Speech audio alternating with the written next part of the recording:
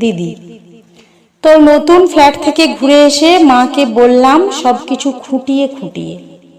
তোর ঝকঝকে মোজাইক মেঝে, ইমালসান লাগানো দেওয়াল, আধুনিক ডাইনিং টেবিল, জানালা দরজায় ঝোলানো দামি পর্দা, এমনকি তোর ব্যালকনিতে রাখা বাহারি পাতার টব, সবকিছুই বললাম মাকে। নগেন দত্ত লেনে আমাদের আলো বাতাসহীন একতলার ভাঙা ঘরে বসে মা সব শুনলেন চোখ বুজে। শুনতে শুনতে মার মুখে ফুটে উঠেছিল হাসি, আর চোখে আসছিল জল। তোর ব্যালকনিতে দাঁড়িয়ে থাকলে ছড়িয়ে থাকা শহরটাকে অনেক দূর পর্যন্ত দেখা যায়।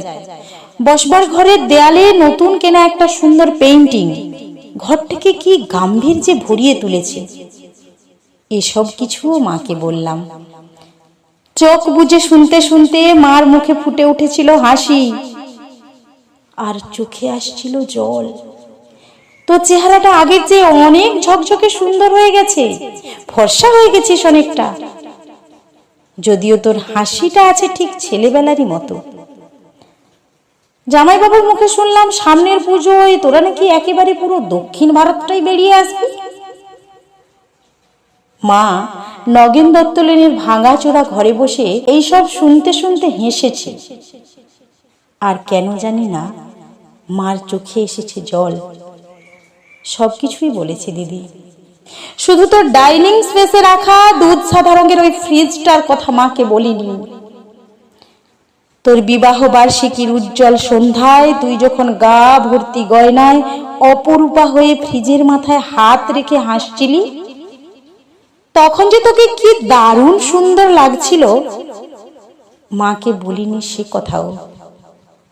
বিবাহ বার্ষিকীর সন্ধ্যায় তোদের আনন্দ উজ্জ্বল অ্যাপার্টমেন্টে তুই আর জামাইবাবু যখন ওই ফ্রিজটার পাশে দাঁড়িয়ে হাসি মুখে মালা বদল করছিলি, বাবুদের রসিক বন্ধুদের অনুরোধে আর ক্যামেরার ফ্ল্যাশ ঝিলিক দিয়ে উঠছিল উপচে পড়া খুশির মতো, তখন ঠিক তখনই দিদি আমার চোখের সামনে স্পষ্ট হয়ে উঠেছিল হাসপাতালের করিডোরে বাবার ভেঙে পড়া মুখ। ভেতরে মা তখন অপারেশনের পর অচৈতন্য। ডাক্তার এসে বাবাকে বললেন, চোখটা বোধহয় আর বাঁচানো গেল না, তাও একবার চেষ্টা করে দেখতে পারেন মাদ্রাজে, যদিও সে অবশ্য অনেক টাকার ব্যাপার। হাঁড়ি কাঠে আটকে পড়া অসহায় পশুর মতো করুণ দেখাচ্ছিল তখন বাবার মুখটা। সিঁড়ি দিয়ে আস্তে আস্তে বাবা আমার কাঁধে হাত রেখে বলেছিলেন, কমলাকে সারা জীবন শুধু দুঃখ কষ্টই দিলাম রে, সুখ দিতে পারলাম না। আজ ওর চোখ দুটো চলে গেল, সবই আমার কপাল। দিদি, অনেক দরদস্তুর চাপাচাপির পর তোর বিয়েটা যখন আরো কয়েক ভরি সোনা আর একটা ফ্রিজের দাবিতে আটকে পড়েছিল অনিশ্চয়তার ঘেরাটোপে, বাবা তখন কাউকে না জানিয়ে চড়া সুদে ধার করেছিলেন অনেক টাকা। সামান্য মাইনের প্রাইভেট কোম্পানির চাকরি করা বাবা বেঁচে থাকতে থাকতে অন্তত একটা মেয়েকে পার করার দুরন্ত আশায় ঝুঁকি নিয়ে ফেলেছিলেন অনেকটা। চোখের জল আর রজনীগন্ধার সৌরভকে পেছনে ফেলে তুই চলে গেলি।